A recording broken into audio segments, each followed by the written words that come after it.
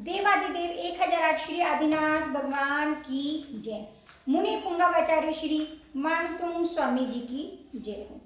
भक्तामर प्रणते मौलिमणि प्रभाना मोद्योते कम दलिते पाप तमोवितानम सम्यक प्रणम्य जिनिपाद युगम युगादा मालंबनम भवजले पतितां जनानां।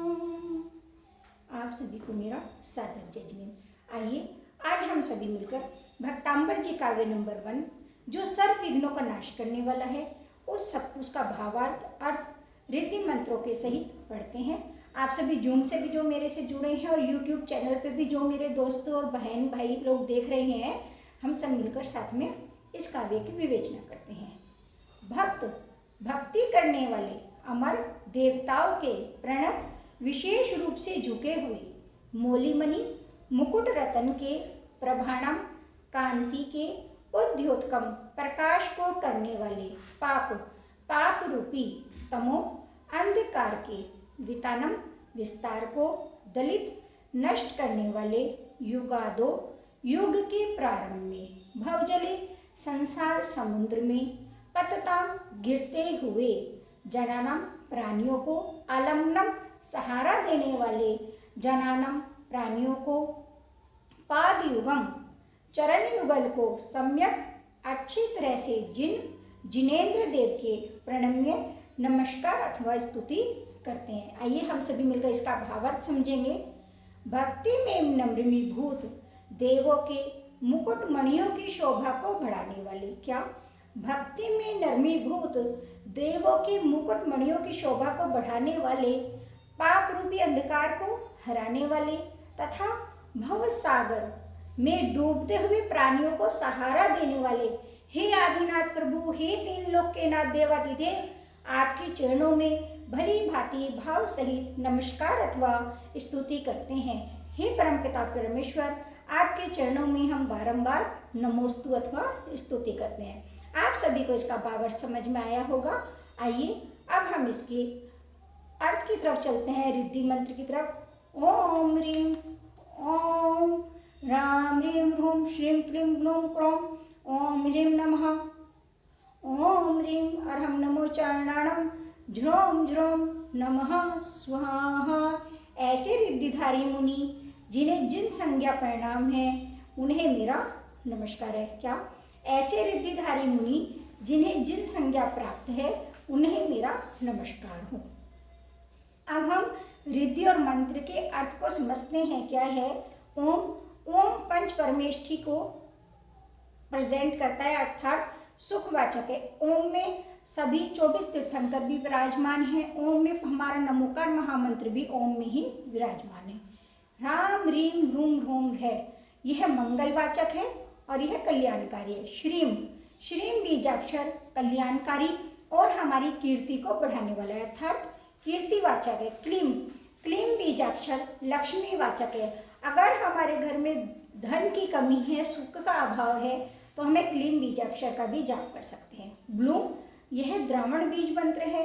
क्रोम अंकुशवाचक, अगर हमें आंखों से संबंधित समस्या है, हमारी आईसाइट वीक है और हमें 1 नंबर 2 नंबर या जो भी है चश्मा लगा हुआ है, तो हमें क्रोम बीजाक्षर का भी जाप करना चाहिए। असिया उषा, इसमें पंच परमेष्ठी विराजमान है, अरिहंत सिद्ध आचार्य उपाध्याय और साधु। प्रतिचक्रे, हमारे जीवन में जो चक्र उल्टे चल रहे हैं उन्हें सीधे करने के लिए, क्या हमारे जीवन में अगर कुछ भी दिक्कतें, कुछ भी समस्या परेशानी आ रही हैं, तो उन सभी परेशानियों को खत्म करने के लिए प्रतिचक्रे शब्द का मानतुंग स्वामी जी ने बहुत सुंदर प्रयोग किया है। फट विचक्राय, उसका विसर्जन हो, अर्थात वह हमारे जीवन से खत्म हो जाए। झ्रोम झ्रोम नमः, पूरी शक्ति के साथ में नमन करते हैं। स्वाहा सर्व कर्मों का अर्थात सर्व कर्मों की हम आहुति करते हैं, अर्थात हमारे जीवन में जो उल्टे चक्र चलने लगते हैं उनका विसर्जन करने के लिए भगवान को मैं पूरी शक्ति के साथ प्रणाम करती हूँ, अर्थात अपने सर्व कर्मों की हम आहुति देते हैं। जो हमारे पिछले बुरे कर्म हैं वो हमारे भक्तांबर जी काव्य नंबर 1 के प्रभाव से उसमें कर्मों में का क्षय हो जाएगा, बुरे कर्मों का, और अच्छे कर्म हमारे शुरू हो जाएंगे और हमारे जो बुरे उल्टे चक्र चल रहे हैं वे सीधे चलने शुरू हो जाते हैं। इसलिए हमें इसके रिद्धि मंत्र का यह विशेष तौर पर महत्व है। इसमें कौन कौन से बीजाक्षर का प्रयोग हुआ है? क्लीम, ब्लूम, क्रोम और हिरिम। जैसे मैंने आपको बताया, क्लीम लक्ष्मीवाचक है, ब्लूम द्रावण बीज मंत्र है, क्रोम अंकुशवाचक अर्थात आँखों से संबंधित समस्या के लिए, और हिरिम में ही हमारे मतलब ये हमारे कल्याणकारी है, वृद्धि कारक है। तो हमें हिरिम बीजाक्षर का भी इसमें जाप करना अच्छा ही चाहिए। बीज पद मैं, न और तैरे का विशिष्ट रूप से इसमें बीज पदों का प्रयोग हुआ है। विधि: स्नान करके सफ़ेद वस्त्र पहनकर सफ़ेद आसन पर सफ़ेद माला द्वारा पूर्व या उत्तर की तरफ दिशा में मुख करके बैठकर पवित्र भावों से 9 बार श्लोक, 108 बार या 27 बार, जैसे आपकी इच्छा है, आप अपने समय के अनुसार रिद्धि और मंत्र का पाठ कर सकते हैं। यह हमें 21 दिन तक आराधना करनी चाहिए। सुबह 4 बजे से 7 बजे तक करते हैं तो अति उत्तम है, और नमक या चीनी का गर्म होम करके अर्थात त्याग करके करते हैं तो यह भी अति उत्तम है। इसके अन्य महत्व क्या हैं? इससे हमारा थर्ड आई चक्र एक्टिवेट होता है।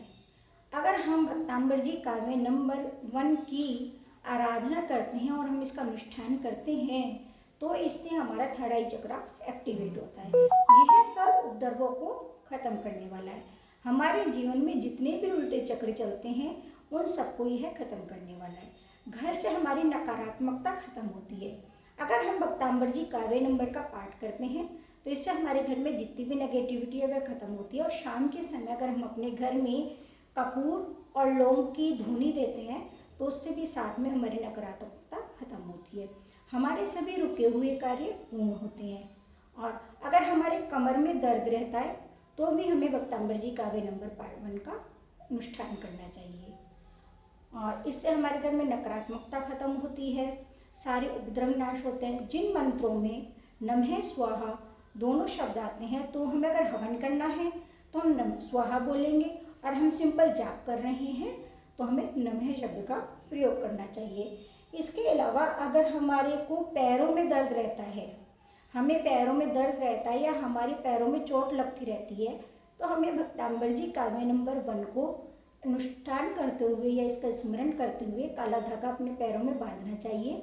इससे भी हमारे पैरों का दर्द और चोटों की समस्याएं खत्म होती है। यह छोटे छोटे उपाय हमारे भक्तांबर जी के साथ विशेष रूप से प्रभावी हैं। भक्तांबर जी काव्य नंबर 1 सभी विघ्नों का नाश करने वाला है, सभी उपद्रवों को नाश करने वाला है। और अगर हम इसका 21 दिन तक अनुष्ठान करते हैं, सुबह प्रातःकाल में उठकर सफ़ेद वस्त्र पहन के और सफ़ेद माला से पूर्व या उत्तर की तरफ मुँह करके, तो यह निश्चित तौर पे हमारे जीवन में सुख और समृद्धि का वास होता है। ऐसे ही हम रोज काव्य पढ़ेंगे।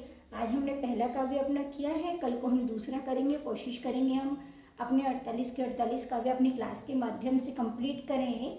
और अगर फिर भी किसी को कोई क्वायरी रहती है तो आप मेरे को कमेंट बॉक्स में भी भेज सकते हैं। मैं कोशिश करूँगी जल्दी से जल्दी आपके प्रश्नों का उत्तर दूँ। आपको ये काव्य समझ अच्छे से आ गया होगा, और फिर भी कुछ भी समस्या है तो आप मुझसे पूछ सकते हैं। बाकी के लिए कल को मिलते हैं। सादर जय जी।